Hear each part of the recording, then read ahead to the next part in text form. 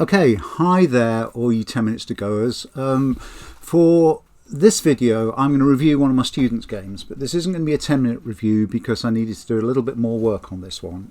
This is one of my students, Andy, who goes by the name of Rahul, and he posted this, and this was such an important game for Andy, not because of the win or loss, but because what he sent his own review. And I can't emphasize enough about to all of you Go players, whether you're parts of 10 minutes to go or you're just watching this video because you're interested in the game, that as you move through those double-digit queues, as you get into the 20s and then on your way down to the teens, as you get to become a stronger Go player, developing the ability to review your own game and go through your game afterwards. And this is particularly easy these days because we play on computers, we get game records on OGS or PandaNet or wherever.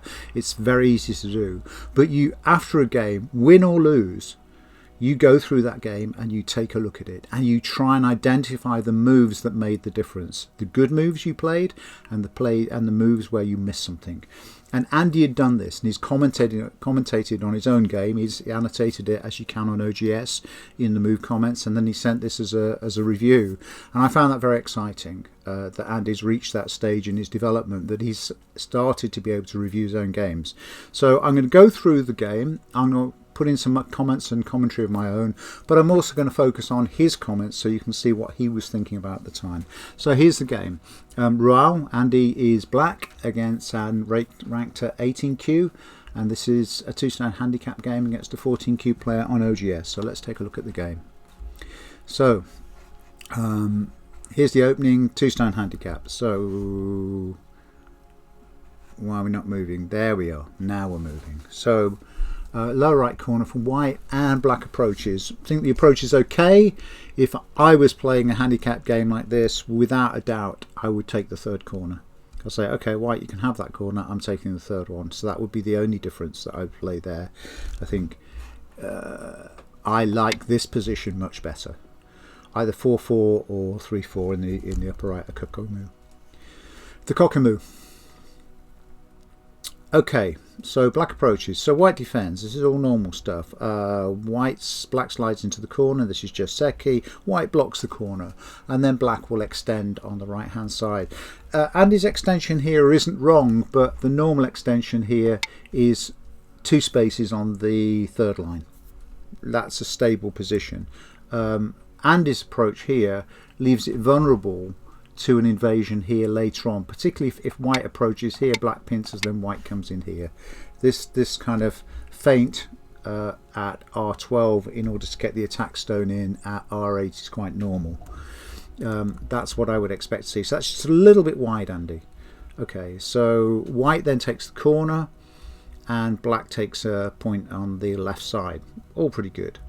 Okay, so white does an approach, so white's got a stable shape down in the lower right corner. Notice those 3 white stones down there on O, Q and R. We call those the car shape, or racing car, because it's the 2 wheels of the racing car and the driver's head, if you need something to think about that, and it's very stable shape. So white approaches. Black kicks. I'm not sure about the kick here, because white will come up, and then black should extend, and again Andy extends a little bit too far. The normal extension is this one. It's a 1-space extension. That works particularly well because Andy's previously put this stone in here, so that's making the right hand side pretty solid. This extension's a little bit far, but then white gets this extension in, and actually white's shape with this stone is great, and actually this wouldn't be great if the board looked like this, because now black would get a move and black could cramp out white shape with this kind of move, and black is looking very good. So in this case, I don't like the kick, this move here, because it enables white to work really nicely with, as we've said, the stone out here on this. So we try not to help our opponent in Go. We try not to give them moves that give them good shape. So black's made this, and then white makes this extension. So black takes an extension. Again, I really like Andy's play here. He's not getting drawn into little fights in the Fuseki in the opening.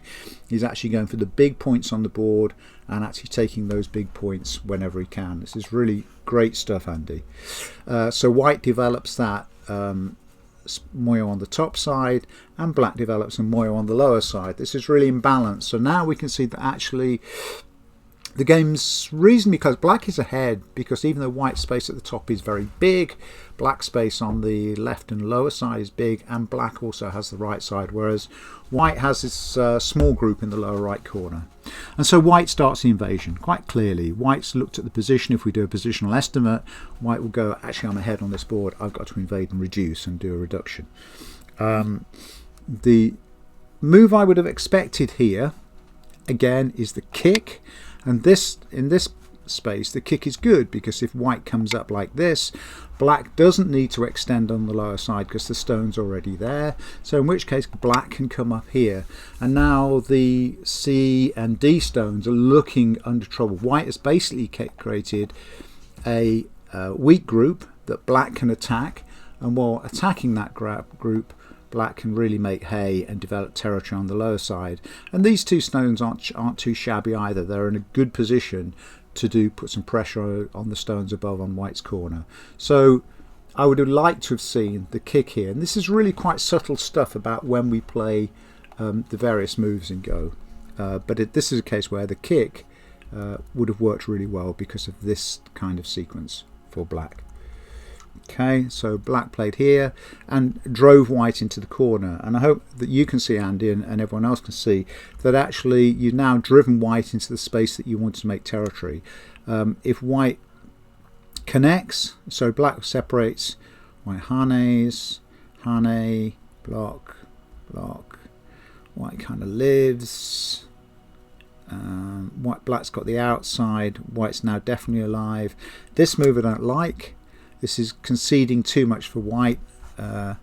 This move is okay by black. You can just simply block here. If white cuts, you can drive in this way. White comes out, cuts. White's got 2, you've got 3. Can you go like this? This doesn't really go anywhere for white. White might get out, but this is a really difficult fight for white. Really difficult fight for white. Is there any other sequence there? What if you do? You can't really drive up this way because then white gets this Atari, and if you fix this Atari, white comes back, so that doesn't work. So I can understand. I understand the F2 move. Sometimes we look at a situation, we go, that just feels wrong. It feels a bit complicated. I don't like that cut there, and that sequence there, and that doesn't work. As we've said. This does work, but leads to a very complicated fight, and the black stones along the 2 line aren't very comfortable at all. Okay, so in the game, black played here. So white expanded the base on that side. So this has been a pretty successful reduction for white. So if you now see white shape on the upper right, and white is largely trashed out black's lower left corner, and black stones there now, although they've got influence towards the centre, they don't have any points. And I have to say that white's probably now ahead on points, and an invasion of the upper side around D17, C17, that kind of area is now quite urgent for black to compensate for that loss. So black stabilises its shape, and white develops and presses down onto black on the right hand side. Black comes out in a knight move. I think that's okay. This move I didn't like by black. Black cowered and said, well, you can have the stone in the corner, but actually there's no problem with black playing here because white can't cut, because white's got 2 liberties, black's got 3 liberties, and is all connected. By cowering like this, white presses down, you come up, but then white's now expanded this corner, and so what originally was quite a little weak group over there has now taken out a 20-point corner here. This is a big loss for black locally, and it was just a matter of reading out an alternate sequence so that when white pressed down, you just, rather than doing this, you simply connect under, and there's no reasonable move for white, which means that white is still relatively small in that corner. So I prefer that sequence to here. Black comes out. We've just talked about shape again there, so I'll just get rid of those. Get rid of those symbols. Black harness, white harness, and then white has to protect. So white gets a cente out of that whole sequence. It's a great sequence for white. And now where's white going to go? So white continues to press and separate black's group, separating the group on the right from the group on the left. I think that white's pretty strong now. If I was playing this game as white, I think my move would have been something like this, just to consolidate and say, I think I'm done here. The game's over. I've won. If I hunker down now, we're in good shape. But white kept fighting, so black pressed out. White hunted. So see how black is expanding its territory. These are not good moves by white, because Andy's taking great advantage of this. Andy's fighting back. This is okay, this press and a press again, but now you really need to connect. You really need to connect at 07, because white connects and you push out. White takes, you come down, white comes down, you come up. White presses there, you Atari, white connects. Right, your comment here is black could have conked the dragon on the head here, but it would have yielded cente. I felt this was move important to take the first move here. So what Andy's saying is he could have shut black off here and shut off the black dragon. You're kind of right to call it a dragon, but you're kind of not. In Go, when we're chasing a group of our opponent's stones are either being chased or pushing into our territory, we either have a blind dragon which has no eyes and is just desperate. It's running and squirming and wriggling to try and make some eye space and get some eyes. That's a no-eyed dragon or a blind dragon. We have a one-eyed dragon, and a one-eyed dragon is partially blind but needs desperately to wriggle and fight and get out to the center and try and find some eye space out there because it can't make any eyes on the edge. But in this case, white's completely alive. It's 100% alive. It's attached to the corner and it's completely alive. So rather than call this a dragon or even see this as a dragon, this is an invasion by white. White's invading and splitting black's territory. So although that move kind of worked later on, white just breaks in. So I don't see this as a dragon move here. And actually, I think containing white's invasion would have been much more important here. I think simply blocking and say to white, okay, you've got a load of points. You've got 1, 2, 3, 4, 1, 2, 3, 4, 5, 6, 7, 4, 7, 28. You've got 30 points in the corner, but you're not having any more. And more importantly, that connection means that black now starts to radiate influence across the board from this solid shape because it's solid and connected. The way things panned out in the game is that Andy played out there and white just kept pushing and wriggling, and white then starts to build this territory and white's still out. So the idea of the dragon was a bit incorrect there, Andy. So black plays here, white plays here, white's building this territory. Black's building a center territory, but white's building a bigger corner territory. These are very nice moves for white. White's building a solid wall. Black builds this wall, but as we can see, that this area here, this box is worth 1, 2, 3, 4, 5, 1, 2, 3, 4, 5, 6, 7, 8, 9, 10. That's maybe a 50-point territory, 5 by 10. But here we've got 1, 2, 3, 4, 5, 6, 7, 8, 9, 10, 11, 12 by 1, 2, 3, 4, 48, 50, 2, 4, 6, 8, 10, 12, 70-point territory. So that's a 50 to a 70 in that case. So I think white's getting the advantage out of this sequence. So white consolidates.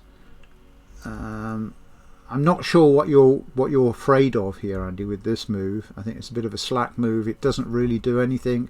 You know, if white were to come in there, you could simply cut behind. I'm not sure about that move. I think it's a bit slack. And white enlarges the territory again. You know, this move by black, what we call the slack move, that's when the invasion had to come in. Before white got too strong, or indeed invading somewhere like here to attack directly these two guys over here. So it was the D10 stone was a little bit slack or misguided. That one. White comes here, black makes territory, white presses against black. Yeah, this is all okay. That's protecting the corner, and then white continues to press with its live group, and finally black manages to seal it in, but white cuts and connects and leaves lots of cutting points here. So black plays here, white Ataris the two stones, they've got no way out, so black connects on the lower side, then white starts to push again. This was just a wrong move here, Andy, because obviously the black turn here is an Atari, so white connects, and so then you get to connect everything here in that kind of fashion. So that was just two. Now white gets the Atari, you block, but white takes, you play. You know, it was just a bad sequence. Your comment here is that I played this move in quite a hurry, doing something sensibly immediately after a biggest loss. That says two things. I ought to develop a little more carefully, and two, I ought to take a moment to settle myself after a missed opportunity like this. Yeah, I think that's excellent comments. I think both of those things are exactly right. When we take a loss, just breathe, take a moment to settle. We can see that that was a bit painful for black, because now that white dragon, as we've called it, not only gets out, it gets to connect. So all of white stones across the board, across the centre, are connected. That's a big loss for black. Excuse me. So a good comment. So then white finally just goes into settle and establish that corner, and black comes in, which is great. Perfect invasion point. The only time you could have done that, white is loose enough for you to carve out a corner and hack that out. White comes that way, black, white, black Hane, white, black push. This is textbook Joseki stuff. Hane, extend, protect the cutting point, come around that side, press down. You could have Haned there. This is a little bit passive at P18, because notice white still got to worry a little bit about the press here. Ends in Gote, but then that's pure Gote, so what do we care? White comes down, now you Hane. That is now double Sente, so probably your sequence is better than mine. You play here, white plays here, you come down, so you're trying to end the game now. That's a nice move, I really like that shape. The press here. Having got this move in, then the temptation is just to block on this side here, because white's got to protect against the a black stone at A6, which would mess up, attack that empty triangle. Anyway, push there, block, and push there, block. Extend there is nice, and then connect. This is a reduction moves. Black comes there. That's a really, really, really dangerous move by black. Can you see why? White protects, but actually there white kills. If black plays this, white plays this, and black is just dead. There's nothing black can do jumping out here because of this. Black connects, dead. Really, really, really dangerous move by black. So Andy, when white did this, the only move you've got is this. And then it becomes nasty again. It becomes Ko. Because white, and then you've got no choice. Whew, that's dead too. After that one, can you live here? Yes, you can. Because if white plays here, you play here. White takes, you take. Like that. So you can live here, but this was really dangerous, and you still only just got away with it. White protected there, and then you protected there. So you managed to carve out a bit of territory in the corner. White here, this is endgame. Your comment here is this is the first attempt by white to kill off black's light liberty short groups. Black loses a few stones but much territory, and that's correct. you've got lots of cutting points and lots of weaknesses. If we look at these shapes here, you know, there's cutting points here, cutting points here, here. Obviously the one that white's taken, you're a bit thin on that side. So what happens, you protect there, white cuts again there, you take the loose black group around N and O8 and 11, N and O8 and 11, N, O8 to 11, yeah, he's talking about this group here is vulnerable. Slightly tricky time gaining more, short on liberties, well spotted Andy. So white Ataris, you connect. Now white's got 3 liberties, 3. Now it's got 2, so this isn't going to work. Yeah, here you could have just descended. Might have been simpler. Here, that's tarring the 3, and if white cuts, then white's got nowhere to go, because the black group, all of the black groups have got 3 or more liberties, and the white stone 2 on O12 has now only got 2. So you connect there, but in the event, white's not going anywhere here. And there, then take, connect is probably okay. Then this little, the move at F2 that you did right at the start of the game comes back to haunt you a little bit, and you lose a bit more territory to white. Because carving out white's corner was good, it balanced up what was going on in the game. You block there, still got a shortage of liberties, you can't harness, you must extend. No, you can't harness here. As you find out, the only sequence you can do here is give up a point, white pushes, you push, push, connect, then here, then here. White still got this, but now it goes nowhere. So you cannot harness in this situation.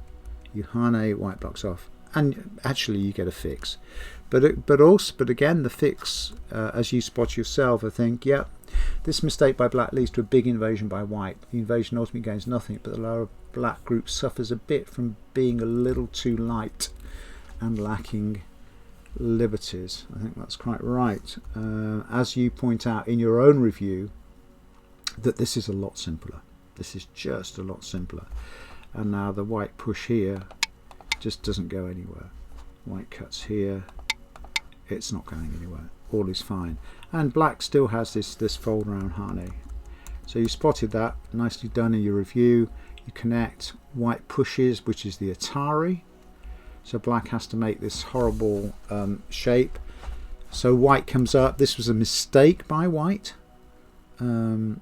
This move is a mistake, I think. Yeah.